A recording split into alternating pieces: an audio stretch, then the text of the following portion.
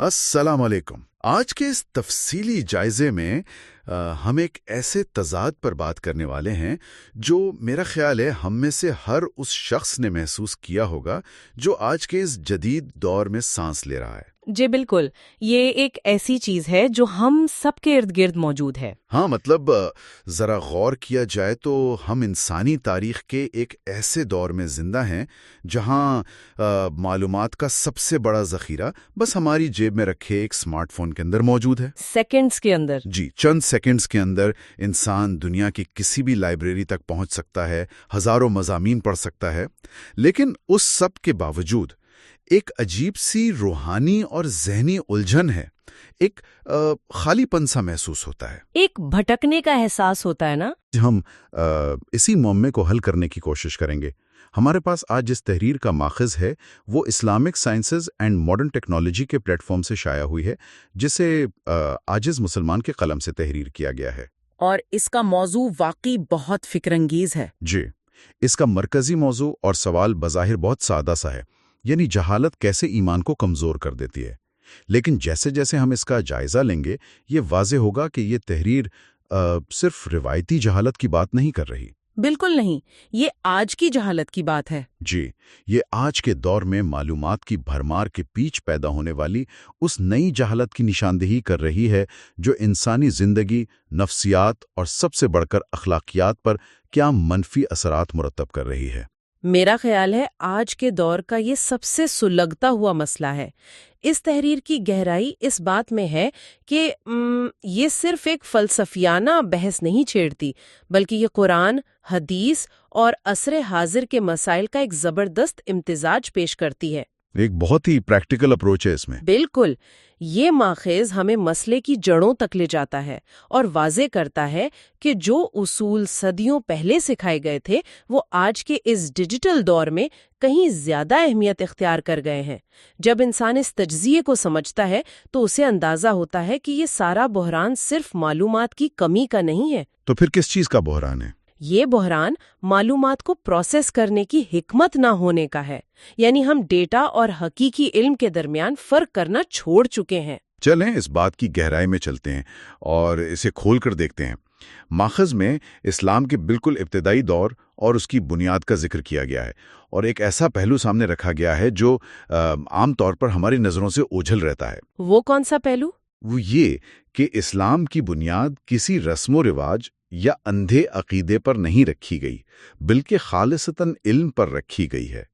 और इसकी सबसे बड़ी दलील ये पेश की गई है कि कुरान की पहली वही ही पढ़ने के बारे में थी। इकरा। बिल्कुल, सूरतुल अलक की पहली आयत, पढ़ो अपने रब के नाम से जिसने पैदा किया। अब यहाँ मुझे एक थोड़ी सी उलझन हो रही है। कैसी उलझन? देखें, अगर हम आज के दौर को देखें तो लोग तो बहुत कुछ पढ़ रहे हैं। लिटरेसी रेट यानी शरह ख्वानगी तारीख की बुलंद तरीन सतह पर है। तो क्या सिर्फ पढ़ लेना या मालूमात का दिमाग में दाखिल हो जाना ही वो इल्म है जिसकी तरफ ये वही इशारा कर रही है? ये एक बहुत ही बुनियादी और अहम सवाल है। दरअसल पढ़ने और जानने में एक बहुत बड़ा फर्क है। इस पहली वही का मकसद सिर्फ अल्फाज की अदायगी या हुरूफ की पहचान नहीं था, बल्कि ये शऊर की बेदारी का पैगाम था। शऊर की बेदारी, सही। जब इंसान के पास हकीकी इल्म होता है तो उसका ईमान और यकीन मजबूत होता है, और जैसे ही जहालत अपने पैर पसारती है ईमान की बुनियादें कमज़ोर पड़ने लगती हैं। वो इल्म महज दिमाग में जमा होने वाला डेटा नहीं होता, बल्कि वो एक रोशनी होती है जो अंधेरे को दूर करती है। बिल्कुल, जो इंसान के हर अमल और फैसले को एक ठोस बुनियाद फराहम करती है। ईमान जब इल्म की बुनियाद पर खड़ा होता है तो वो किसी वक्ती जज्बे का मोहताज नहीं रहता। लेकिन आज हम जिस चीज़ को इल्म समझ रहे हैं वो दरअसल सिर्फ मालूमात हैं, यानी इन्फॉर्मेशन। तो गोया इल्म वो ऐनक है जिससे हम मालूमात को सही जाविये से देख पाते हैं। इसी तनाजुर में माखज़ के अंदर सूरत ज़ुमर की आयत 9 का हवाला दिया गया है, जो एक बहुत गहरा सवाल हमारे सामने रखती है कि क्या जानने वाले और ना जानने वाले बराबर हो सकते हैं? یہ سوال بظاہر تو بہت سادہ لگتا ہے۔ جی سادہ ہے، لیکن اگر ہم اسے آج کے معاشرے پر لاگو کریں جہاں ہر شخص کے پاس اپنی ایک رائے ہے اور ہر رائے کو برابر اہمیت دینے کا رواج عام ہو چکا ہے، تو اس آیت کی شدت اور بھی بڑھ جاتی ہے۔ حقیقت بھی یہی ہے کہ یہ برابری کسی بھی سطح پر ممکن ہی نہیں ہے۔ جاننے والے اور نہ جاننے والے کا دنیا سے نبٹنے کا طریقہ، ان کی ترجیحات بالکل مختلف ہوتی ہیں۔ اور یہیں سے ہم ایک سنسنی خیز پہلو کی طرف آتے ہیں کہ جہالت کا سب سے بڑا خطرہ یا نقصان کیا ہے۔ ماخذ واضح کرتا ہے کہ جاہل انسان حق اور باطل کے درمیان فرق کرنے کی صلاحیت ہی کھو دیتا ہے۔ یہاں جو بات سب سے زیادہ دلچسپ ہے وہ یہ ہے کہ شیطان اسی جہالت کا سب سے زیادہ فائدہ اٹھاتا ہے، کیونکہ جو انسان دین سے ناواقف ہوتا ہے وہ بہت آسانی سے گمراہی کے راستے پر چل پڑتا ہے۔ ہاں، کیونکہ اس کے پاس حق کو جانچنے کا کوئی پیمانہ ہی نہیں ہوتا نا۔ بالکل، کوئی کسوٹی نہیں ہوتی۔ اسی لیے قرآن کی متعدد آیات میں اس کا ذکر ہے، جیسے وہ آیت جس کا ماخذ میں ذکر ہے لیکن ان میں سے اکثر لوگ نہیں جانتے۔ آج کے دور میں شیطان کا ہتھیار معلومات کی کمی نہیں بلکہ معلومات کو سیاق و سباق سے کاٹ کر پیش کرنا ہے تاکہ کنفیوژن پیدا ہو۔ اور انسان اسی کنفیوژن کو علم سمجھ بیٹھتا ہے۔ اسی گفتگو میں ایک ایسا حوالہ آتا ہے جس نے مجھے سچی باتیں رک کر سوچنے پر مجبور کر دیا۔ ماخذ میں سورۃ فاطر کی آیت 28 کا ذکر ہے۔ جی، انما یخشی اللہ۔ جی، جس کا مفہوم ہے کہ اللہ سے اس کے بندوں میں سے صرف وہی لوگ ڈرتے ہیں جو علم رکھتے ہیں۔ اب اگر ہم اپنے ارد گرد خاص طور پر سوشل میڈیا پر دیکھیں تو وہاں تو علم کے نام پر ایسا تکبر اور غصہ نظر آتا ہے کہ انسان حیران رہ جائے۔ ہر کوئی دوسرے کو نیچا دکھانے میں لگا ہوا ہے۔ بالکل، تو پھر یہ علم اور خوف خدا کا یا علم اور عاجزی کا یہ جو رشتہ ہے یہ کہاں ٹوٹ گیا؟ یہ جو تکبر ہمیں نظر آتا ہے یہ دراصل اس بات کی سب سے بڑی دلیل ہے کہ وہ علم نہیں ہے بلکہ صرف انفارمیشن کی ایک لاٹھی ہے جسے لوگ دوسروں کو مارنے کے لیے استعمال کر رہے ہیں۔ حقیقی علم انسان میں تکبر نہیں بلکہ خوف خدا اور عاجزی پیدا کرتا ہے۔ یعنی وہ اپنی کم علمی کو محسوس کرتا ہے؟ بالکل، وہ جتنا جانتا ہے اسے اتنا ہی یہ احساس ہوتا ہے کہ وہ کتنا بے بس ہے۔ یہی وہ خوف خدا ہے جس کا ذکر اس آیت میں کیا گیا ہے۔ یعنی جہاں عاجزی نہیں وہاں دراصل علم ہی نہیں ہے۔ بالکل۔ اور جب یہ حقیقی علم ختم ہونے لگتا ہے تو معاشرے کا کیا حال ہوتا ہے، اس کی ایک بہت ہی چونکا دینے والی تصویر اس ماخذ میں پیش کی گئی ہے۔ ایک اہم حدیث کا حوالہ دیا گیا ہے بخاری اور مسلم سے۔ علماء کے اٹھ جانے والی حدیث؟ جی ہاں، کہ اللہ تعالیٰ علم کو لوگوں کے دلوں سے اچانک نہیں نکالے گا بلکہ علماء کے اٹھ جانے سے علم دنیا سے ختم ہو جائے گا۔ یہ واقعی انسان کو بے چین کر دینے والی بات ہے۔ اگر ہم اس بات کو بڑی تصویر کے ساتھ جوڑیں تو جب معاشرے سے وہ حقیقی اور مستند علماء کم ہو جاتے ہیں جنہوں نے علم کے حصول میں دہائیاں گزاری ہیں تو وہ جگہ خالی نہیں رہتی۔ تو پھر وہ جگہ کون لیتا ہے؟ معاشرہ جاہلوں کو اپنا رہنما تسلیم کر لیتا ہے، جنہیں شاید بس بات کرنے کا فن آتا ہے یا سوشل میڈیا پر ان کی فالوئنگ زیادہ ہوتی ہے۔ اس کا نتیجہ یہ نکلتا ہے کہ وہ رہنما خود بھی گمراہ ہوتے ہیں اور دوسروں کو بھی اندھیرے میں دھکیلتے ہیں۔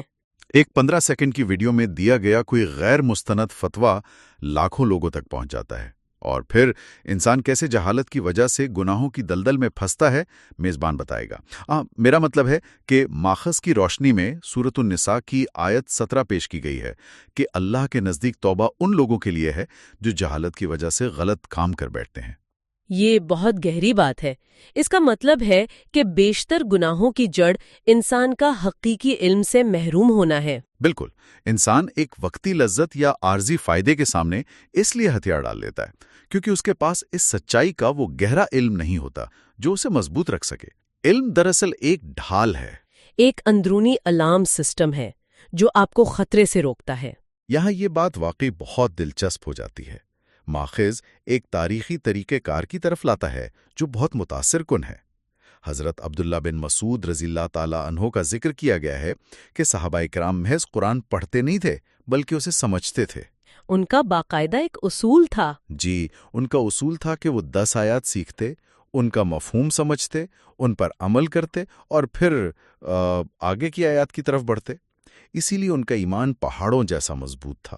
اور اگر آج کے تاریخی حقائق کا موازنہ ہم آج کے دور سے کریں تو آج کا سب سے بڑا بحران یہ ہے کہ ہمارے پاس معلومات کا انفارمیشن کا ایک پورا سیلاب ہے لیکن حقیقی علم ناپید ہے۔ ہم بس سکرول کرتے جاتے ہیں، सैकड़ों पोस्ट्स नजर से गुजरती हैं। हाँ, लोग सोशल मीडिया से दीन के बारे में बिखरी हुई मालूमात तो हासिल कर लेते हैं, मगर बाकायदा और मुनज़्ज़म इल्म हासिल नहीं करते।